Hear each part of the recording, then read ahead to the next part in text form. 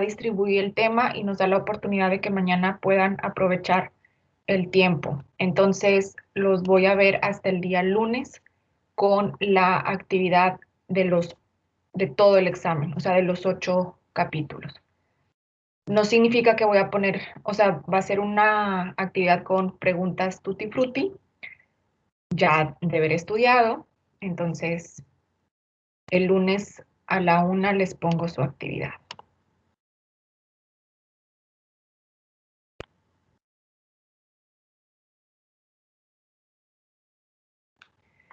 Bueno, me imagino que deben de estar observando la portada de PowerPoint, entonces pues vamos a volver a revisar el tema de aminoácidos.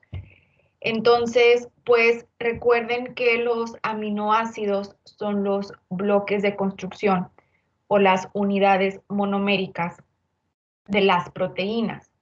Y las proteínas, pues se considera una macromolécula y dentro de la clasificación de las biomoléculas, las proteínas, pues se considera una macromolécula orgánica porque dentro de su esqueleto, pues contiene carbono. Y aparte que por la naturaleza o por la estructura de los aminoácidos, pues las proteínas también tienen oxígeno, carbono y nitrógeno, que de hecho el nitrógeno pues es el diferenciador de todas las demás. Y pues bien sabemos que las proteínas tienen diversas funciones. Entre las funciones, pues prácticamente están o puede estar la de estructura. Por ejemplo, el músculo, que es una proteína contráctil, nos da la estructura y sostén del cuerpo. El hueso tiene colágeno y el colágeno es una proteína fibrosa.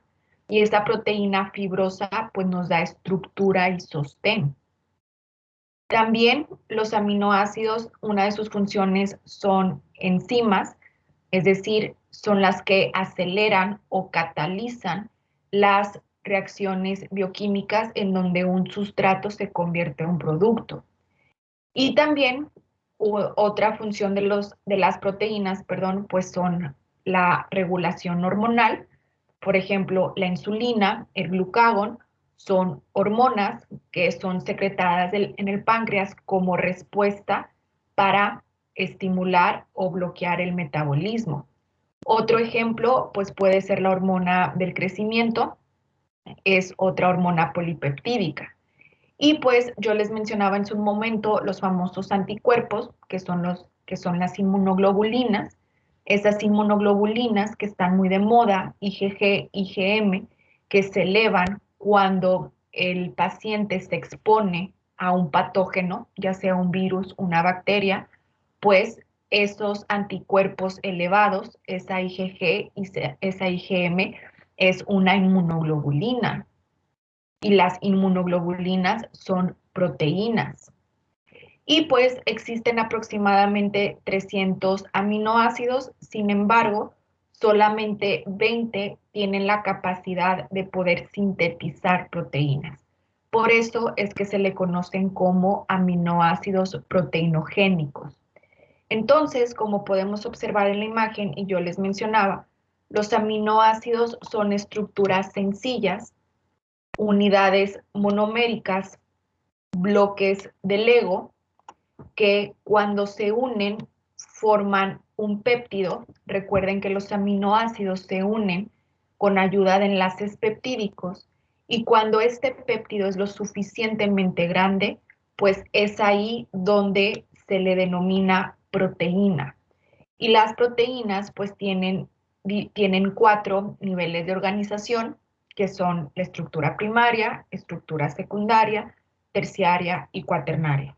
Recuerden que la estructura primaria es la más importante porque si existe algún error en la síntesis de esa estructura primaria, eso significa que o se va a traducir a una enfermedad. Entonces, pues prácticamente esto es a manera de generalidades sobre los aminoácidos. Entonces, la estructura de un aminoácido, pues su esqueleto, efectivamente, al cual le vamos a ir pegando los accesorios, pues es carbono. Por eso es que las proteínas son orgánicas, porque tienen carbono. Y pues habíamos mencionado, y que está escrito en la Biblia, o sea que es de ley, que del lado izquierdo, que coincide como ustedes están viendo su pantalla, del lado izquierdo siempre va unido el grupo amino. Y del lado derecho siempre va unido el grupo carboxilo. Y recuerden que el grupo carboxilo, por tener hidrógeno, se considera un ácido. Entonces, de ahí su nombre, aminoácido. Y pues también a este esqueleto de carbono, o este carbono alfa, este carbono prima, este carbono, pues se le une las cadenas laterales, que estas cadenas laterales prácticamente es la característica individual de cada aminoácido que lo divide, ya sea en polares, apolares, ácidos o neutros. Entonces, prácticamente esta cadena lateral es el sello distintivo de cada aminoácido que dicta el papel que juega el aminoácido dentro de una proteína. Y pues también habíamos revisado el concepto de Switterion, que esto viene ya más en la parte de Henderson-Hasselbalch, en el cual aquí podemos observar que este hidrógeno que yo les mencionaba del grupo carboxilo puede disociarse, es decir, puede separarse y unirse al grupo amino de tal manera que el aminoácido puede tener carga negativa y carga positiva al mismo tiempo. Entonces, pues esta imagen es en sentido horizontal. Esto horizontal es lo mismo que esto vertical. Entonces, pues prácticamente el hidrógeno se disocia, se separa y pues es aceptado por el grupo amino. Es lo mismo que si este hidrógeno se separa y pues es aceptado por el grupo amino. Y es ahí donde este aminoácido, por este movimiento, por esta transferencia del hidrógeno, pues tiene carga negativa porque le quité el hidrógeno que es positivo y el grupo amino se vuelve súper positivo. Entonces, por eso es que tiene carga negativa y carga positiva al mismo tiempo. Recuerden que Switterion significa híbrido, entonces pues prácticamente es un híbrido porque le transferí el hidrógeno y pues es lo mismo, pero en diferente, digamos, posición. Y después, pues tenemos el enlace peptídico, que recuerden que se realiza entre aminoácidos para formar un péptido y cuando es lo suficientemente largo ese péptido es una proteína. Entonces, recuerden que el enlace peptídico siempre se realiza entre el grupo OH del carboxilo con el grupo amino del siguiente aminoácido. Si aquí tengo un carboxilo, pues significa que este carboxilo se va a unir con un grupo amino y así consecutivamente.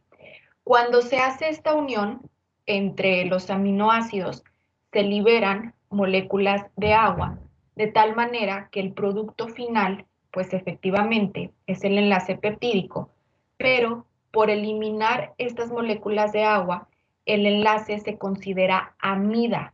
¿Y por qué se considera un enlace peptídico amida? Porque tiene un grupo carbonilo y un grupo amino al mismo tiempo. Entonces, pues el enlace peptídico, recuerden que es un enlace rígido planar, es un enlace que resiste temperaturas altas y resiste condiciones ácidas o bases y que también en la mayoría de las situaciones se expresa en forma trans y pues que es un enlace muy, muy fuerte. Entonces, ya hablando de las características propiamente dicho, pues vamos a hablar de los aminoácidos con cadenas laterales. Habíamos mencionado que las cadenas laterales es la personalidad de cada aminoácido que dicta el papel del aminoácido dentro de la proteína. Entonces, habíamos mencionado que los aminoácidos no polares, pues por el ser no polar, esta cadena lateral pues no gana ni pierde electrones, no participa en la síntesis de puentes de hidrógeno o enlaces iónicos. Entonces, también algo importante que destacar es que ser no polar significa que su consistencia es aceitosa, es grasosa. Entonces, prácticamente estos aminoácidos siempre los vamos a poder observar dentro de la proteína, ojo, en soluciones acuosas. ¿Qué pasaría si, eh, si estos aminoácidos estos aminoácidos no polares estuvieran en una solución lipídica, o sea, en una solución grasosa? Pues se invierte el orden. Significa que estos aminoácidos no polares estarían hacia afuera porque estarían conviviendo con su entorno grasoso. Pero para no revolverlos, los aminoácidos no polares dentro de una solución acuosa, agua acuosa, están dentro de la proteína. Si estuvieran en una solución lipídica, los aminoácidos no polares estuvieran fuera, porque convivirían con la parte grasosa. Y pues aquí podemos observar que existen 9 aminoácidos de cadenas laterales no polares. Recuerden que el más chiquito por tener un hidrógeno es la glicina y pues prácticamente otro importante es la prolina, porque recuerden que la prolina por su estructura en anillo le da rigidez o participa en la síntesis del colágeno porque ella por esta estructura anular es la que permite el giro y le da cierta estructura al colágeno. Por eso es que se requiere para la síntesis de colágeno. Recuerden que esta misma prolina se puede hidroxilar con ayuda de enzimas hidroxilantes apoyadas por el ácido ascórbico en la síntesis del colágeno. Y luego tenemos los aminoácidos con cadenas polares no cargadas. Estos aminoácidos pues prácticamente tienen diferentes características cada uno de ellos. Por ejemplo, tenemos a la serina, treonina y tirosina. Ellas pues dentro de su estructura tienen un grupo hidroxilo o hidroxilo que a este grupo hidroxilo pues prácticamente puede participar en la síntesis de puentes hidrógenos, porque obviamente este hidrógeno que es positivo va a atraer compuestos negativos y puede formar puentes de hidrógeno. También es importante mencionar que la serina y la treonina, inclusive en ciertas ocasiones la tirosina puede servir como sitio de unión. Este grupo hidroxilo puede también servir como grupo de unión a un grupo fosfato. También tenemos que la asparagina y la glutamina, pues ellos participan también por esta parte de su cadena lateral, pueden participar también en puentes de hidrógeno. Que otra cosa importante es que la cisteína, por tener un grupo sulfidrilo, que es el SH, cuando se une a otra cisteína que también tiene un grupo sulfidrilo, pues pueden realizar enlaces disulfuro. Y recuerden que estos enlaces disulfuro participan estabilizando la estructura terciaria y cuaternaria de la proteína. Y pues la tirosina también tiene un grupo benceno dentro de su estructura, dentro de su cadena lateral, y pues prácticamente son las características de cada uno de estos aminoácidos. Después, su libro mencionaba los aminoácidos de cadenas laterales ácidas. Aquí yo les mencionaba que eran ácidas por el hecho que tienen dos grupos carboxilo. Y si ya habíamos mencionado que los carboxilos son ácidos, pues imagínense tener dos, pues automáticamente o efectivamente son aminoácidos ácidos. Y aquí podemos ver el ácido aspartico y aquí podemos ver el ácido glutámico.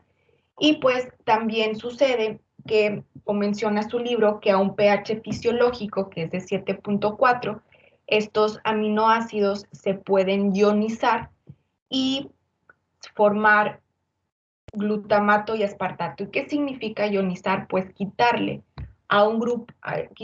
un hidrógeno a estos grupos carboxilo.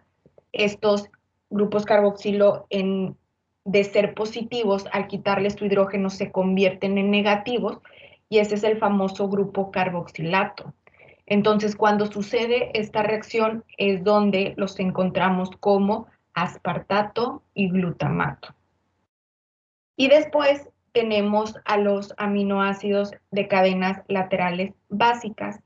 Ellos, por tener dos grupos amino, se consideran bases. Por ejemplo, aquí podemos ver, aquí vemos uno, aquí vemos el otro, aquí vemos uno, dos, uno, dos grupos amino.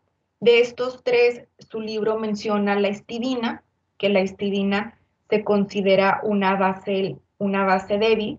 Entonces, cuando esta histidina está presente en alguna proteína, pues su grupo R, o este grupo R, pues puede tener dos funciones, puede ser carga positiva o puede ser carga neutra, de tal manera que la histidina, por esta situación de que puede ser positiva o negativo dentro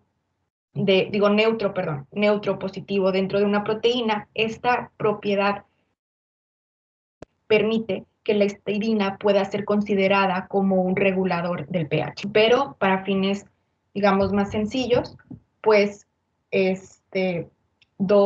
por tener dos grupos aminos se consideran cadenas laterales básicas.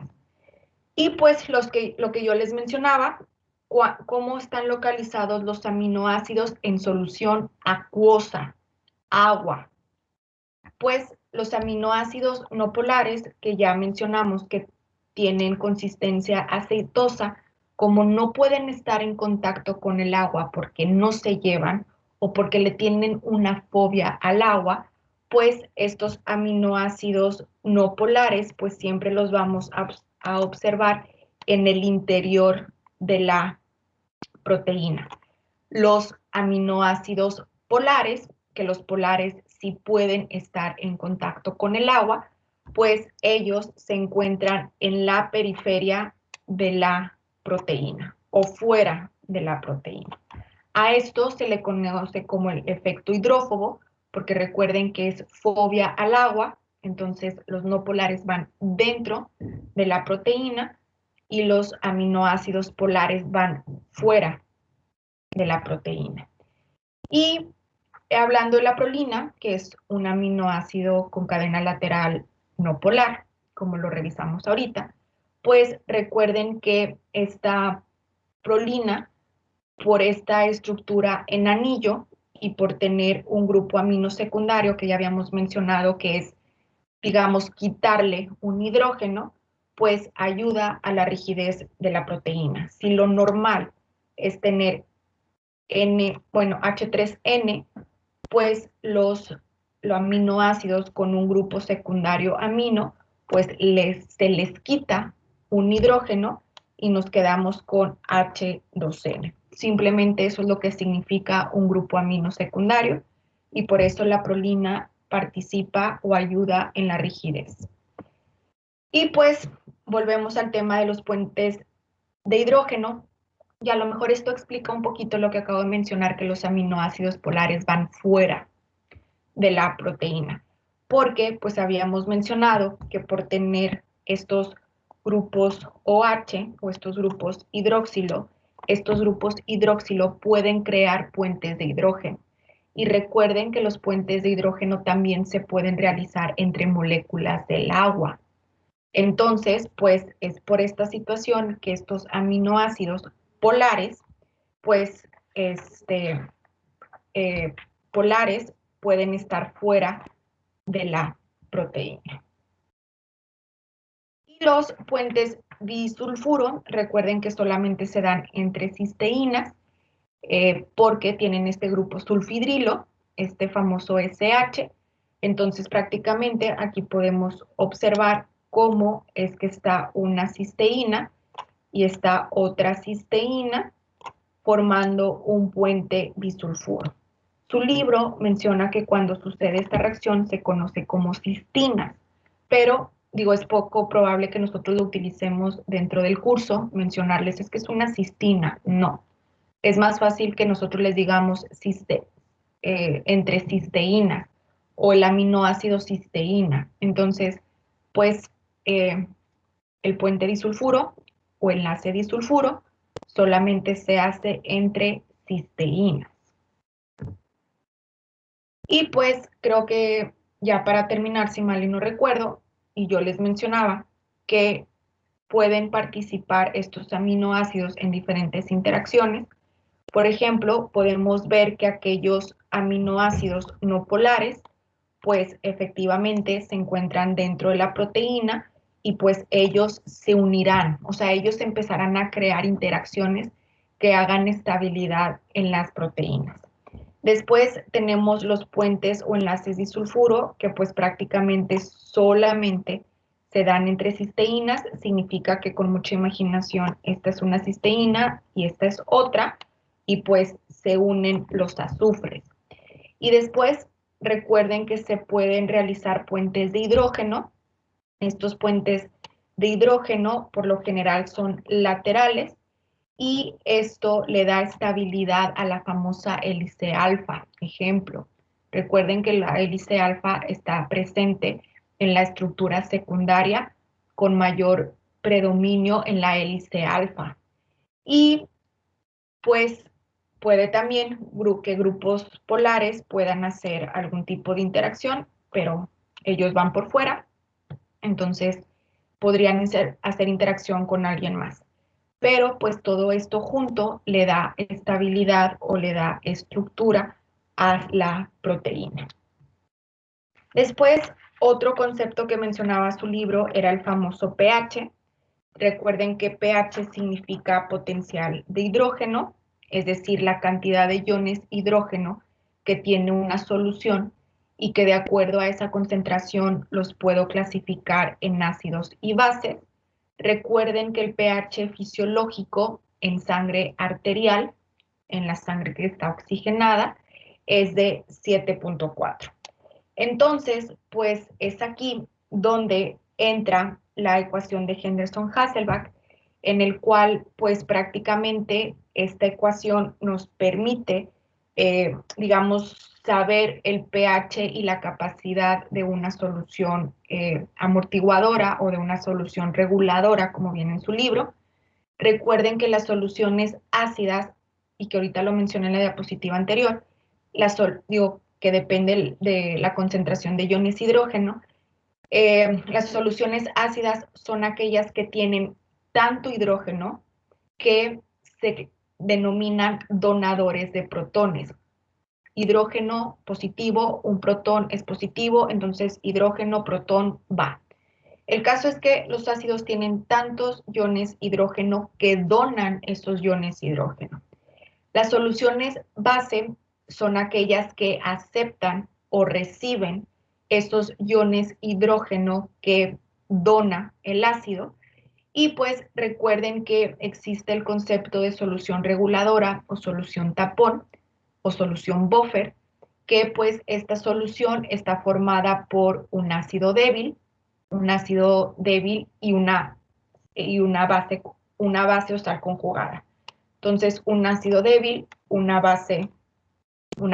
sal conjugada, y pues la función de estas soluciones reguladoras o tapón, pues obviamente es mantener de manera casi invariable el pH de una solución, a pesar de que yo le agregue litros o kilos de un ácido o a pesar de que yo le agregue litros y kilos de una base. ¿Y cómo es que hace esta función la solución amortiguadora? Porque si estamos hablando que la solución amortiguadora está formada por un ácido débil y una sal conjugada, si yo a esta solución amortiguadora le agregara kilos, kilos o litros de una solución ácida, pues esta sal o esta base se come a estos iones hidrógeno, entonces mantiene un equilibrio. Si yo agregara litros o kilos de una base que está representada por el ion hidróxido o hidroxilo, pues este ácido débil, perdón, se come estos OH de la base y pues efectivamente mantiene un equilibrio, amortigua, no permite que haya un cambio invariable. Entonces, la base se come el hidrógeno y el ácido se come el OH. Entonces, pues prácticamente esta ecuación permite establecer la capacidad amortiguadora de las soluciones y pues esto es importante en diferentes situaciones, sobre todo en el pH del organismo. ¿Cuáles son otras aplicaciones de la ecuación de Henderson-Hasselbalch? Pues cómo influyen los cambios de la concentración de bicarbonato y dióxido de carbono. Obviamente, cuando hay aquí podemos observar, pues obviamente la parte alcalina, que es el bicarbonato, o la parte de la sal, y pues el dióxido de carbono, que es ácido. Entonces, pues existe cuando hay un incremento del bicarbonato, pues aumenta el pH y pues pudiera haber algún tipo de alteraciones a pH fisiológico que pudieran poner un poquito en riesgo la vida del paciente, pero siempre pues existe este sistema amortiguador. Y luego otra ecuación, o más bien otra aplicación de la ecuación de Henderson-Hasselbalch es para conocer la cantidad de fármaco que se encuentran en los compartimientos, es decir, en el estómago, porque pues ahí llega primero el medicamento y luego cuando se libera hacia sangre. Entonces, pues prácticamente esto es lo relacionado con el tema de aminoácidos. No sé si haya quedado más claro, si tengan alguna duda después de la explicación. Si tienen dudas, recuerden que con manita para hacerlo más justo y más ordenado. ¿Quedó más claro que la primera vez o de plano no? Es que ya lo estudié y ya me quedó más claro. ¿Alguna observación? Yo sí, ya le entendí un poquito mejor, doctora. Muy bien, Natalia, me da mucho gusto. Gracias. Lo más claro, profe, nada más que ya debo darle unas leídas más para lograr entenderlo mejor. Sí, Carlos, pues mira, consejo, si no le están, digo, si de plano no, tampoco se estresen, porque se van a bloquear. Ese es un consejo que mi papá siempre me daba, que en paz descanse. Mi papá siempre fue muy, ay, te voy acá a los, a como dice, a la Rosa de Guadalupe.